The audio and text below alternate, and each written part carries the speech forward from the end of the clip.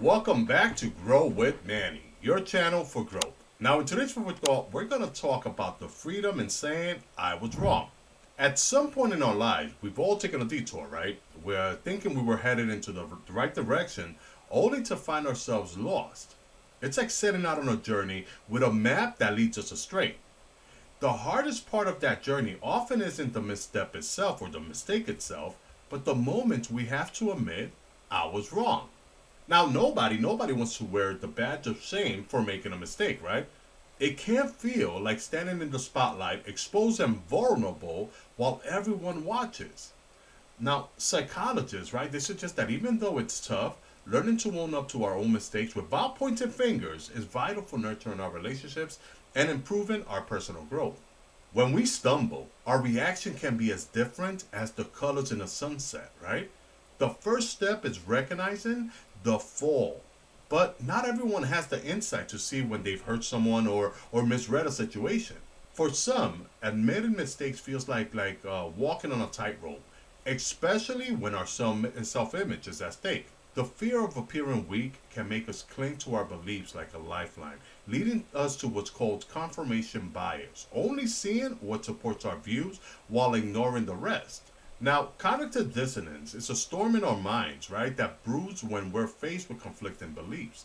It's that uncomfortable feeling when two ideas clash, leaving us feeling a bit like a ship caught in turbulent waters. For instance, if we voted for a political person only to discover that they've actually betrayed our trust, we can end up feeling some type of way, right?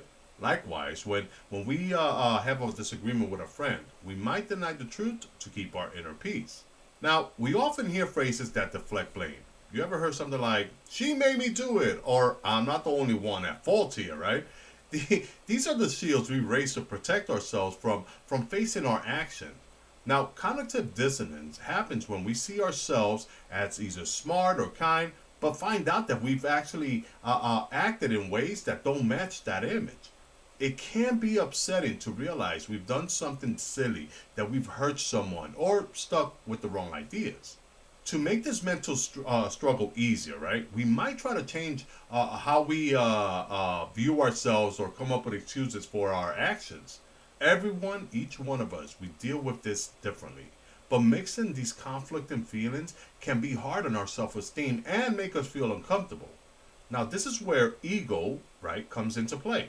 Now, I want you to think of our ego as a fierce guardian, right, of our self worth. It fights tooth and nail to come out top in any debate.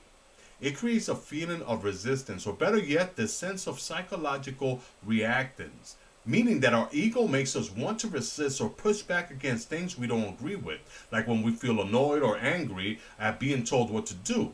We often resist being told what to do, like a rebellious teenager pushing back against authority.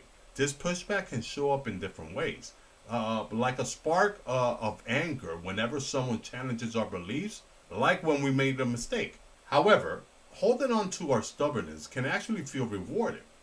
Refusing to apologize and can inflate our self-esteem, giving us this rush of power and a sense of being morally superior. Almost like saying, hey, listen, I'm in charge here.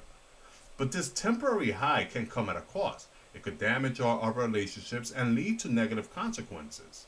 Now, I know. While admitting our mistakes may not be the most pleasant experience, it showcases our ability to empathize, to listen, and to understand. It shows that we can look in the mirror and accept both imperfection and flaws, acknowledging that, hey, we're not perfect beings, right? Now, it's a tough climb for our ego and self-image to admit when we've stumbled, when we've done a mistake. Sure, listen, avoiding responsibility might provide this momentary boost to our pride. But again, it could also lead to emotional turmoil and fractured relationships. Now, as we navigate through life, it becomes essential to recognize when our rebellious spirit is steering us off course or causing harm to others.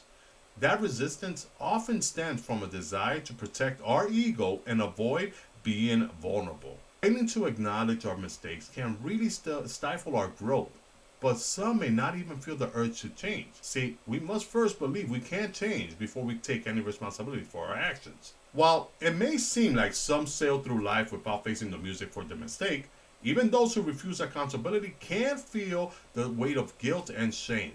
These emotions, they can bubble up, leading to anxiety and depressions that feels like an anchor dragging us down. Now, we tend to hide our mistakes from others, fearing their judgment like a shadow lurking behind us.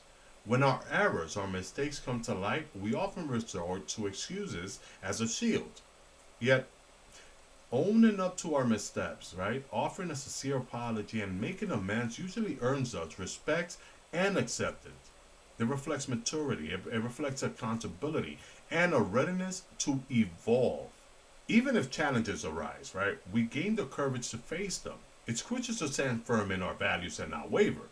We should strive to keep our thoughts pure, to speak encouraging words, to act kindly, and to make decisions that uplift ourselves and those around us. Now, if we do slip up, we should own it promptly and take responsibility without hesitation. Making excuses, right, regardless of the situation's severity, is a slippery slope.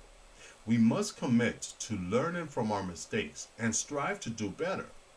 Now, few questions here. Can we handle criticism without losing our cool? Is it hard for us to admit our flaws in those moments? Does our ego urge us to become defensive? Those who genuinely care about us often point out our weaknesses, even if the delivery is blunt. Their intentions are pure, but sometimes they wrap criticism in layers of praise, right? Yet our ego may lead us to recoil from such comments. Feedback is a natural part of life, and when approached with the right mindset, it can fuel our growth. Instead of reacting impulsively, we should take a moment to reflect, letting go of that critical energy and focusing on the constructive aspects. By being authentic, admitting our mistakes, and embracing feedback, we can turn what feels negative into a stepping stone for positivity. Let's remind ourselves that we are open to receiving feedbacks every single day. We can maintain our self respect while admitting our mistakes, allowing us to move forward with grace. We are honest individuals who grow stronger and wiser by owning up to our wrongs without making excuses. So, if we find ourselves in a situation where we faltered or made a mistake, let's take a deep breath and say, "Yeah, I was wrong." This simple admission can be a freeing experience, paving way for a brighter future for ourselves and those around us. If you found value in this message, you may also like the video on not letting the small things ruin your day. Please feel free to check it out. Also, please don't forget to like, subscribe, and comment. With that, have an amazing, amazing day.